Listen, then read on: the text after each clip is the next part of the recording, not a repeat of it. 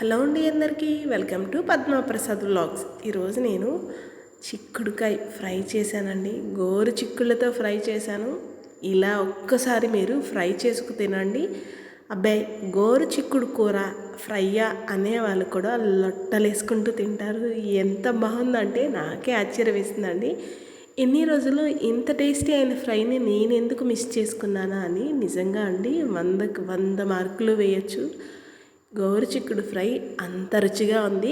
చిక్కుళ్ళు బాగు చేసుకోవడమే కష్టం అండి. నేను 3/4 కేజీ గోరు చిక్కుళ్ళు తీసుకొని నీట్గా ఈ మాదిరిగా చూడండి, ఎడ్జిల్లో ఉన్న అదే అండి నార పీచు ఉంటుంది కదా, వాటిని తీసుకోవడమే జాగ్రత్తగా తీయాలి. అలా తీస్తే చాలు, ఈ గోరు చిక్కుళ్ళు ఫ్రై సూపర్గా ఉంటుంది.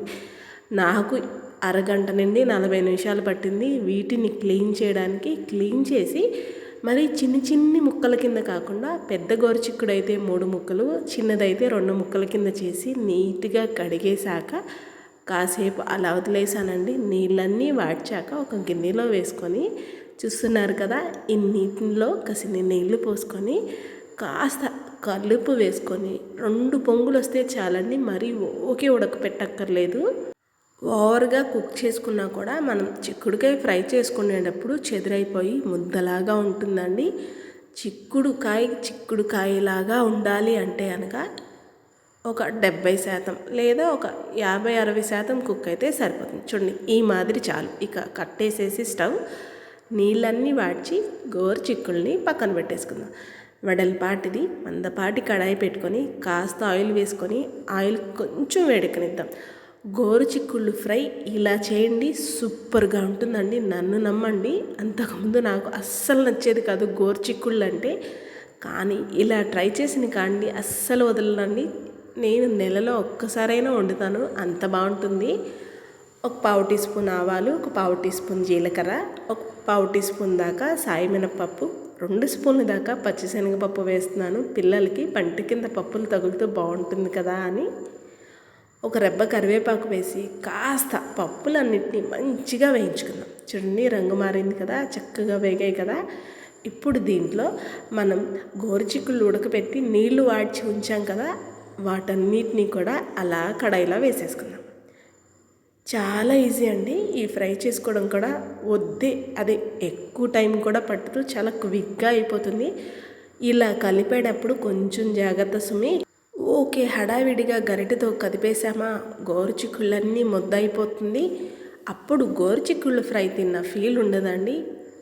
జాగ్రత్తగా పొందిగ్గా ఓపిగ్గా కలుపుకోండి. అన్ని మాటలు ఒకటే, కాకపోతే చెప్తున్నాను కదా, కొంచెం కలిపినట్టు అలానే హై ఫ్లేమ్లో పెట్టకూడదు, లో టు మీడియం ఫ్లేమ్లోనే కుక్ చేసుకోండి. ఈ లోపల ఈ ఫ్రైకి మంచి కారాన్ని రెడీ చేసుకుందాం. 2 స్పూన్లు కారం, రుచికి సరిపడా ఉప్పు, 1 టీ స్పూన్ ధనియాలు, 2 స్పూన్లు పుట్నాలు, 7-8 వెల్లుల్లి, చిన్న ఇంచే కొబ్బరి ముక్కల్ని మెత్తగా మీకు కుదిరితే రోట్లో దంచండి, లేదంటే నాలాగా మిక్సీలో వేసి, మరీ మెత్తగా కాదండి, నేను మీకు చూపిస్తున్నాను కదా, ఈ మాదిరిగా కోర్సుగా పౌడర్ చేసుకొని కూరలో వేసి ఇప్పుడు ఒక 1/4 టీ స్పూన్ దాకా పసుపు వేసుకుందాం. అంతే, మనం వేయాలనుకున్న స్పైసెస్ అన్నీ కూడా వేసేసాం. మళ్ళీ ఓపిగ్గా హడావిడిగా కాకుండా జాగ్రత్తగా కలపండి. ఇలా పొడి వేశాక కలిపి 2 నిమిషాలు పొయ్యి మీద ఉంచి కట్టేస్తే అంతేనండి. బ్రహ్మాండమైన గోరుచిక్కుడుకాయ ఫ్రై రెడీ. ఎంత బాగుంటుందో తెలుసా అండి. అలాగే గోరుచిక్కుడులో మంచి పోషకాలు ఉంటాయి కదా, డైజెషన్కి భలే పనిచేస్తుంది. ఇలా నెలలో ఒక్కసారైనా చేసుకు తింటే చాలా మంచిదండి. అలాగే చాలా టేస్టీగా ఉంటుంది. గోరుచిక్కుళ్ళు ఇగురు కూడా చేసుకుని తింటూ ఉంటాము, కాకపోతే దానికన్నా నాకు గోరుచిక్కుళ్ళు ఫ్రై అంటేనే భలే నచ్చిద్ది అసలు. ఇలా చేసుకుంటే చాలా ఈజీగా ఉంటుంది అండ్ టేస్ట్ సూపర్గా ఉంటుందండి. అన్నంలో అలా కలుపుకొని వేడిగా తింటూ ఉంటే అబ్బా అంత బాగుందో అసలు. ఫైనల్ టచ్ కొంచెం కొత్తిమీర చల్లి ఇంకొకసారి కలిపేసేసి వేడిగా అంత కూరని చక్కగా కొంచెం అన్నంలో వేసి కలుపుకు తింటూ ఉంటే అబ్బా ఎంత కమ్మగా ఉందో.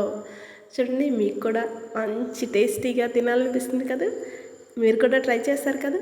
నచ్చిందండి మీకు ఈ వీడియో అయితే లైక్ చేయండి, మన ఛానల్ని సబ్స్క్రైబ్ చేసుకోండి. నేను మరిన్ని కొత్త వీడియోస్తో మీ ముందుకు వస్తూ ఉంటానండి.